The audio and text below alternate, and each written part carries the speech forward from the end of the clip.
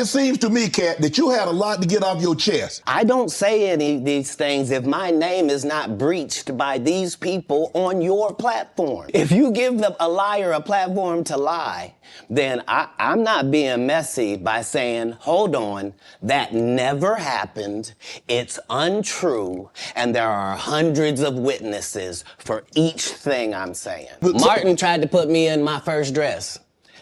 When he had to go on his hiatus, he tell me, Katt, when I come back, I need you. You my young partner, you my brother in comedy. When I come back, just promise me that my next movie, it'll be me and you. We gonna do it together. We gonna do some buddy cop. I said, Martin, you got my motherfucking word. You know, we get in that office and this fool pull out Big Mama's House 2. I almost died. And I gotta read this script from all these good white people where this nigga want me to get in a dress with him. And I'm literally saying to everybody, why is he in a dress again? You already played the old lady as an FBI agent. We can play anything now. We can be playing a dog catcher this time. Why do we need to be in a dress? And I get so mad, I say, you don't want me. You want Brandon T. Jackson. And that's who they went and got. You could be anything. You could be anything you want to be, Martin Lawrence. And you put back on that dress. Why? But here's the thing. Now, after saying this interview, we're saying maybe it's not because he wanted to put back on that dress. You signed a contract. These are the terms and conditions agreed upon. So you have to do it whether you want to do it or not. You could be a shoemaker. You could infiltrate Tom Ford. You could actually just be an FBI agent. You could just be the one thing that the movie's about. But no, you in a dress? What's going on with Kanye? What do you expect? The guy married a whore. Like, what? Oh, Lord. Like, I didn't mean it like that. I mean, married her because she was one. Not he didn't know. He understood that he wanted that. He courted that. That's what he wanted to base his family on. I don't support or villainize Kanye because I don't understand what it is we want from him. I don't know why we look at a basketball player and say, he didn't score no hockey goals this whole season. He don't play hockey. The basketball analogy was spot on. When it comes to Kanye getting with Kim, I think it's very much a situation of trying to turn a hoe into a housewife. But listen, that doesn't work. Adultery literally runs in that family, and you still let me put a ring on it. That's on you, Kanye. Now, I've had to turn down $50 million 4 times. 4 times. Just to protect my integrity and that virgin hole I was telling you about.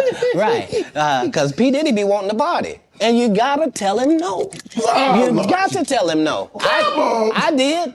I did. See, I got the receipts for everything I'm telling you. That's why I can say them so freely. Kid, I need to know. I'm sorry, and the worst part about this is that he's not joking. P. Diddy always been having these parties since the 90s, since he got big. Don't you have like 9 kids? Watch the kids. But he just keep partying. And Katt said, you gotta tell him no. Jonathan Major, I mean, for all intents and purposes, I don't know if maybe he can bounce back in a couple of years, but man, he was hot.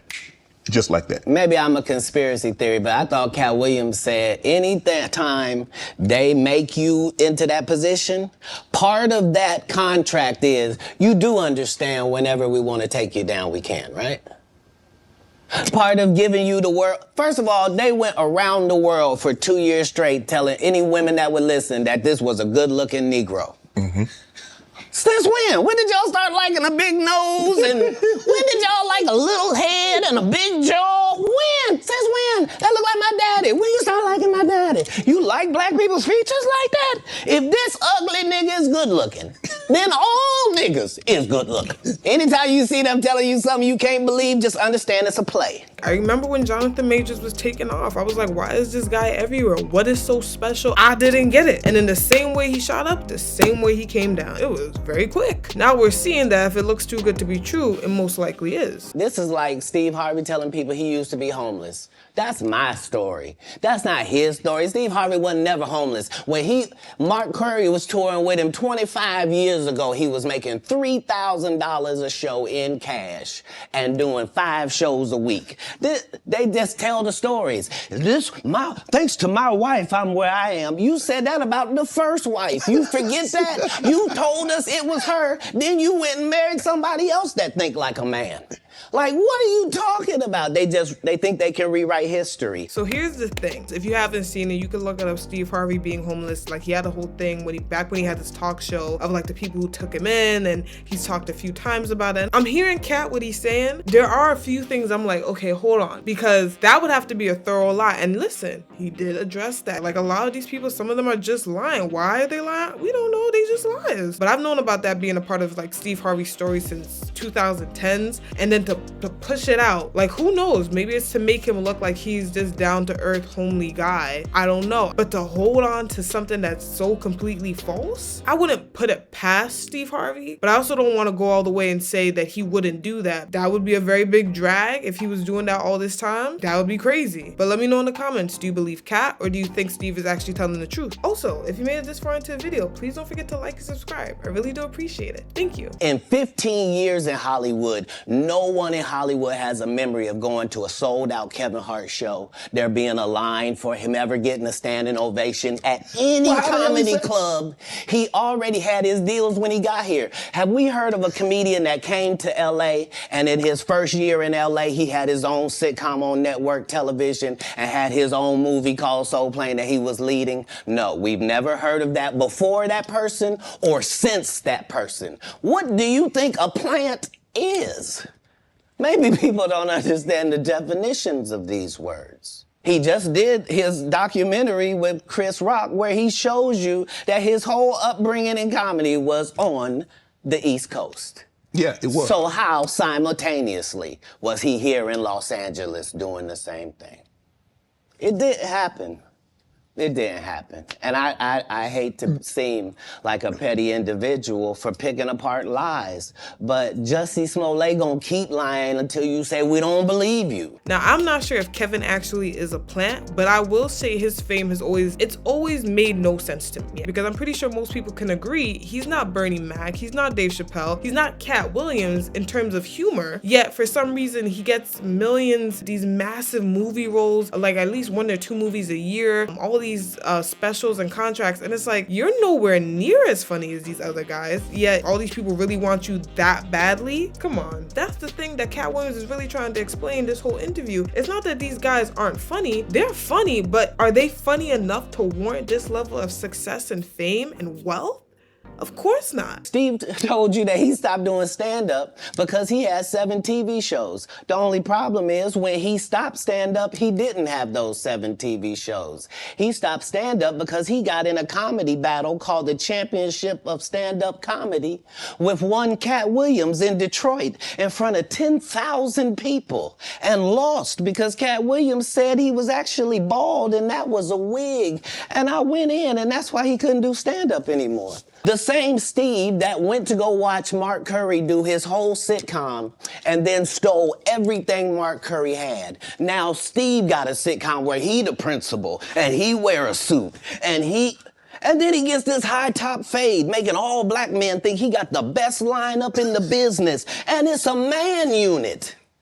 Then you ask it, why you not a movie star? I didn't want to be a movie star. This the same Negro that hated on Bernie with this same thing. I didn't want to be a movie star. No, you couldn't be a movie star.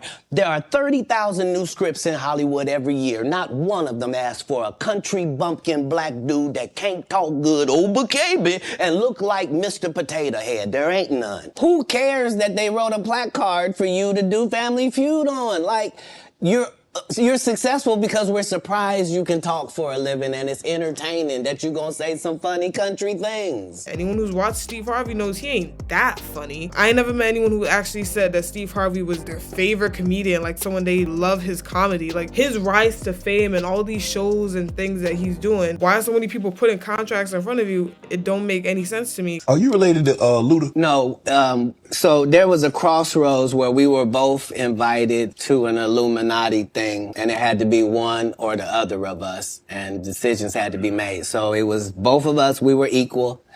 One of us had to cut off all their hair and couldn't do the sideburn thing no more with the points. And the next person they said was going to get $200 million because they were going to pay him $10 million a movie to do 20 movies. And that's how the conversation happened. One of those persons turned out to be Ludacris, and the other person turned out to be Katt Williams. How much money they give? 200? Sir, Fast and Furious is on what number right 10. now? 200 million. I might need to get me one of them old women look the same.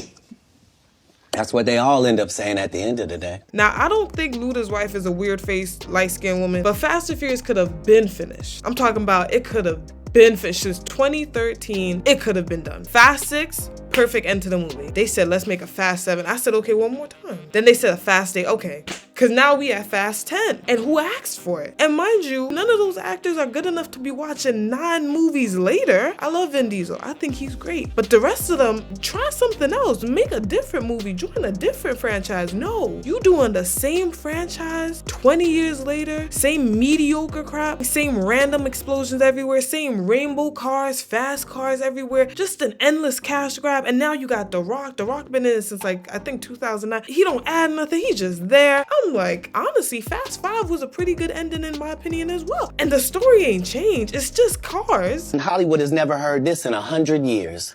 He was so egregious, I put in my contract that I won't work with Rickey Smiley again unless he's in a dress. Now, what was Rickey Smiley's next movie? Was it First Sunday?